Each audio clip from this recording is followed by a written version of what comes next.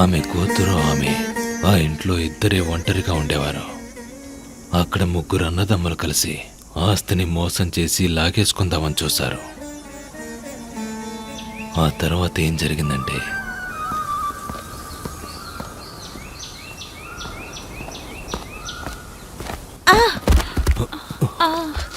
అయ్యో, చూసుకోవాలి కదమ్మా, దెబ్బలేం తగిలేమి చూడు. లేదు లేదు, లే పైకి లే. దెబ్బలేం తగలేదు. ఆ మోకాలు చూడు. ఇక్కడ రాయింది, చూసుకొని రావచ్చు కదా. థ్యాంక్స్.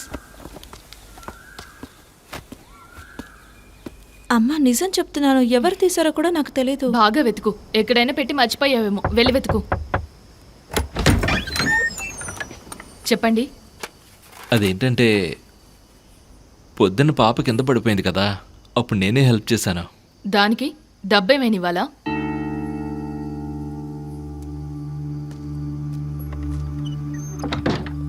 అమ్మా, నువ్వేంటి ఈ విధంగా ఉన్నావు?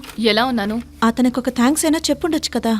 నువ్వు నోర్మి. ఈ కాలంలో ఎవరిని నమ్మేలా లేదు, అందరు దొంగ వెదవలే. తీసుకో. అమ్మా, నువ్వు నిన్ను నమ్మవు, మిగతా వాళ్ళని కూడా నమ్మవు. నేనే ముందు చెప్పాను కదా బాక్స్ పోయిందని. ఇలా చూడు, ₹1 కూడా తగ్గకుండా మొత్తం డబ్బు అలాగే ఉంది. ఆ లేడీకి వాడు బాగా నచ్చేసినట్టున్నాడు. అప్పటి నుంచి ఆ ఇంటికి రోజు వస్తుండేవాడు. ఏమండి, ఎన్నో రోజుల నుంచి ఇంటికి వస్తున్నారు వెళ్తున్నారు, ఒక్క రోజైనా గుడి లోపలికి వచ్చారా? ఇప్పుడైనా వచ్చి అమ్మవారికి దండం పెట్టుకోండి. వద్దులేండి, పర్వాలేదు. మా కులదేవత పోచమ్మ చాలా శక్తివంతమైంది. మీకు నమ్మకం లేదు కదా? ఒకటి చెప్తాను. మా తాతయ్య ఉన్నప్పుడు ఈ తోటలోకి ఒకడు దొంగతనానికి వచ్చాడు. వాడు కొబ్బరికాయలు దొంగతనం చేసి వెళ్తుండగా వాడెంత దూరం వెళ్తే తోట అంత దూరం వెళ్తుంది. అప్పుడు వాడు భయపడి తల తిరిగి పడిపోయాడు. చివరికి మా తాతయ్య వచ్చి ఈ అమ్మవారి కుంకుమ తీసుకెళ్లి వాడి ముఖానికి పెట్టిన తర్వాత వాడు స్పృహలోకొచ్చాడు. వాడు పైకి లేచి ఆ కొబ్బరికాయలన్నీ అక్కడే వదిలేసి మా తాతయ్య కాళ్ళకి నమస్కారం చేసి పరిగెత్తుకుంటూ వెళ్ళిపోయాడు. అందుకని ఎలాంటి దుష్టశక్తి మా కులదేవత దరిదాపుల్లోకి రాదు. ఒకవేళ వచ్చినా బయటికి వెళ్ళడం కుదరదు. అంటే ఇంకా మీకు నమ్మకం కలగలేదా? ఆ అమ్మవారిని నమ్ముకున్న ఆ లేడీ తర్వాత పూర్తిగా నమ్మింది ఆ రాముని మాత్రమే.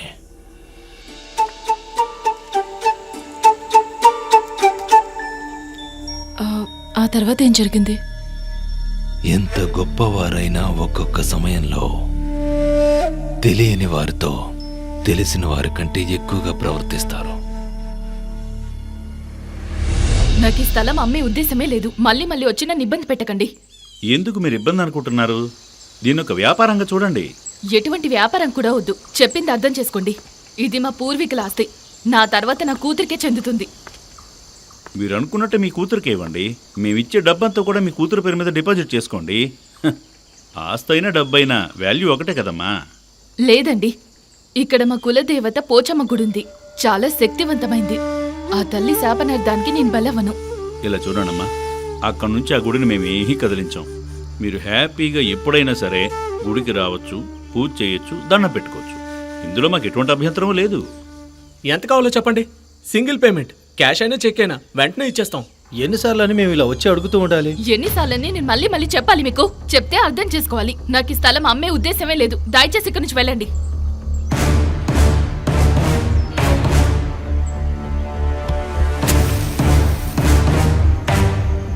చివరిసారిగా వచ్చి అడుగుతున్నాం, నువ్వే వచ్చి సంతకం పెట్టి వెళ్తావు.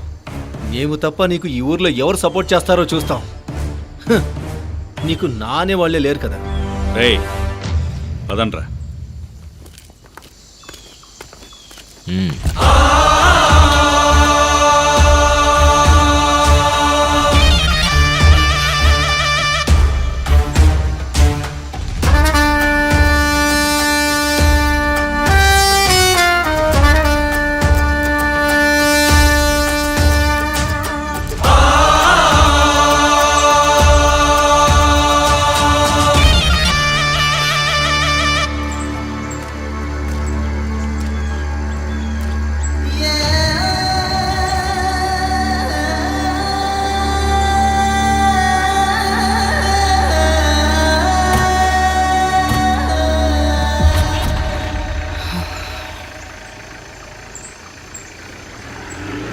సంఘటన జరిగిన తర్వాత తన జీవితంలో జరిగిన ప్రతి విషయాన్ని రాముకి చెప్తూ వచ్చింది.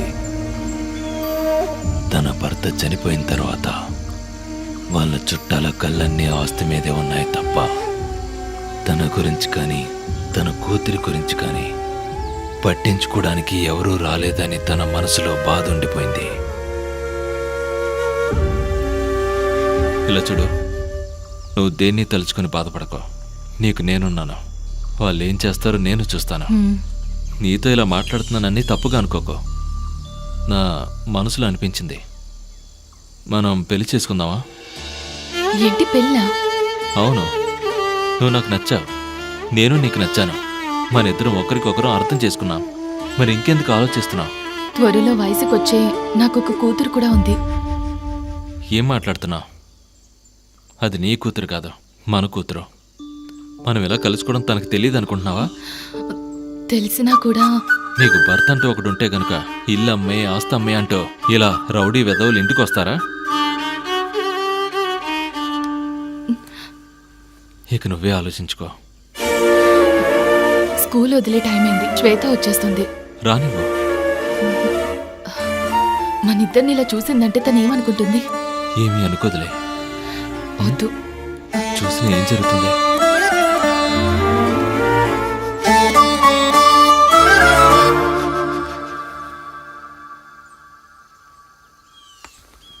ఓహో, కథ ఈ విధంగా నడుస్తుందా?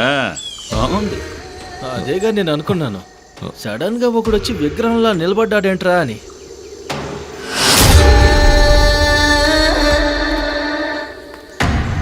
రే, తన్నెప్పుడు సెట్ చేసుకున్నావురా? మొగుడు చచ్చిపోతే ఏంటి, లోపల కోరికలు చావలేదు కదా, అందుకే ఇలా తిరుగుతుంది. ఛ! తప్పుగా మాట్లాడడం ఆపి బయటికి పోండి. రచ్చి, ఇక నోర్మై.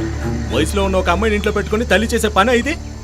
ఏయ్, నా కూతురు ఇష్టంతోనే మేమిద్దరం పెళ్లి చేసుకోబోతున్నాం. రే, నిజమేనంట్రా తను చెప్పేది? అయితే తన భర్త సహజంగా చనిపోలేదు, మీరిద్దరు కలిసి వాడిని చంపేశారు. చెప్పరా, లేదంటే ఊరి మధ్యలో స్తంభానికి కట్టేసి తోలు ఒలిచేస్తాను. సార్, వద్దు సార్, మీరు అలా చేయకండి సార్. అప్పుడప్పుడు పిలిచి డబ్బులు ఇస్తుంటుంది. వాళ్ళ అమ్మాయి లేని టైంలో వచ్చి వెళ్తూ ఉంటాను, అంతే సార్. దయచేసి వదిలిపెట్టండి సార్. ఏయ్, నమ్మించి మోసం చేసావు కదరా ద్రోహి.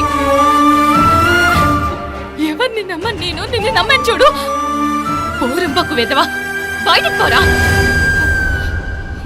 రై, ఆగరా. మీరు వెళ్ళి చుట్టుపక్కల ఉన్న వాళ్ళందరినీ పిలుచుకురండిరా. ఈ పతివ్రత గురించి ఊరందరికీ తెలియాలి. ఓ, నాకు అర్థమైంది. మీరు నన్ను ఎంత భయపెట్టి బెదిరించినా నేను ఈ స్థలం మాత్రం మీకు అమ్మను. ఆ విషయం తెలుసు కదమ్మా. రేయ్, వెళ్ళి పిలుచుకురండిరా.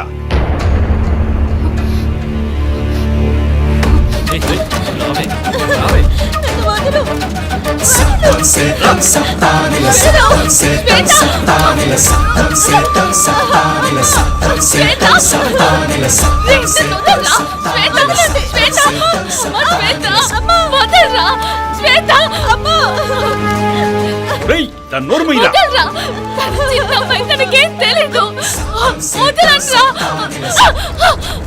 నీకు చేతులెత్తి దండం పెడతాను. అది చిన్న అమ్మాయి, దానికేం తెలీదు. నన్ను వదిలేయ్ శ్వేత, ఏయ్, ప్లీజ్. మీ కాళ్ళు ఈ గోళాకు. పట్టుకుంటాను. ఊరందరినీ పిలిచి నీకు వీడికి సంబంధం ఉందని మాత్రం చెప్పాం. శ్వేత, వాడికి నీ కూతురికి సంబంధం ఉందని చెప్తాము. చెప్పమంటావా? అయ్యో దేవుడా, ఏయ్. నన్ను అలా అవమానించొద్దు. అయితే సంతకం పెట్టవే. సంతకం పెడతాను. నా కూతుర్ని వదిలేమని చెప్పు.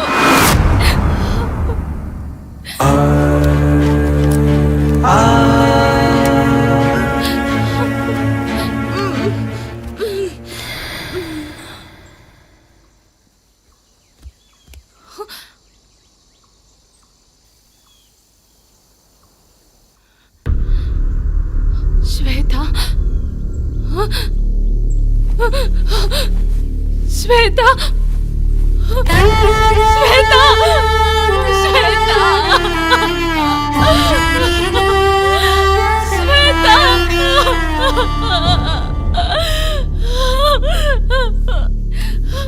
రేయ్! దుర్మార్గుడా, ఎందుకురా ఇలా చేశావ్? ఆస్తి కోసం నా కూతుర్ని చంపేశారు కదరా. పాపం శుభం తెలియని అమ్మాయిని చంపేశారు కదరా.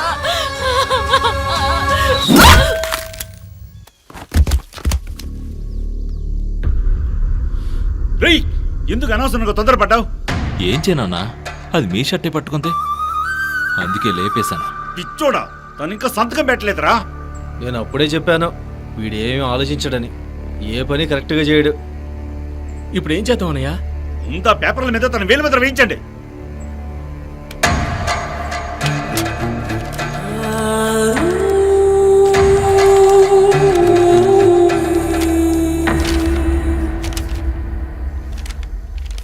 అన్నయ్య, వీళ్ళిద్దరిని ఏం చేయమంటావు? నువ్వు వెళ్ళి మన ఇన్స్పెక్టర్ కుమార్ని చూసి వెంటనే ఇక్కడికి రమ్మని చెప్పు. అలాగే అన్నయ్య. రేయ్, అన్నయ్య వచ్చేటప్పుడు మఫ్టీలో రమ్మని చెప్పు. సరే అన్నయ్య. ఉమ్.